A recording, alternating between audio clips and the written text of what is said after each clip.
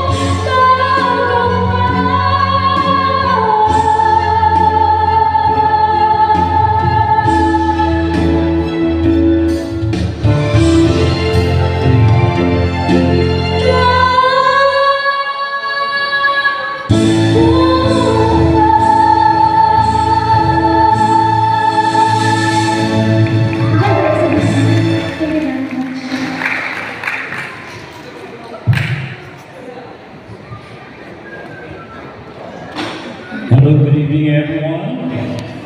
My name is Donny, Cabangal. Sino hindi ko kilala na hindi mo na-answer. By the way, I started singing when I was 7 years old, and I was a grand champion in Pakpak sa Kabatuban at Kulasi, grand champion at Valderrama, and the grand champion also to the singing idol sensation at Cavite City, and also the grand champion of singing sa Salawan, Iloilo City, and also a grand champion together with my co-singer Sir Ed, and National Commission on Culture and Arts National Competitions, and there's so many more. Okay, so ladies and gentlemen, this is my song. This is one of my favorite song, teleserye, Maging Sino Ka Ba? No? Okay? So, Mr. Operator, music.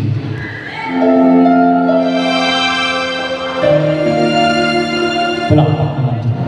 Makamay. Thank you so much.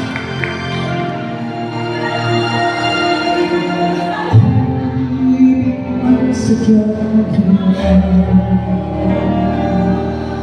tuwas ng saksang kailangan.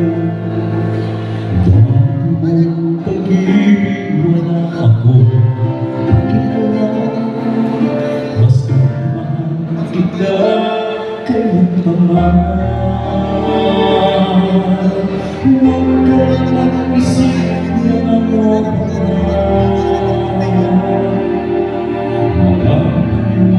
Mo'y di ko kailangan. Hanggang ano pa ang iyong nakaraan. Mamahalin kita maging sino ka ba? Mahal kita pagkat mahal kita.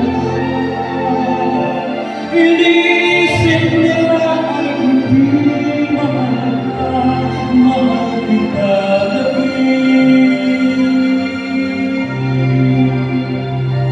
Sino ka?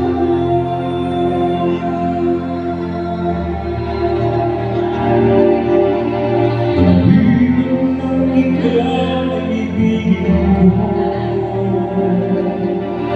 Ako'y isang bulag na umibig.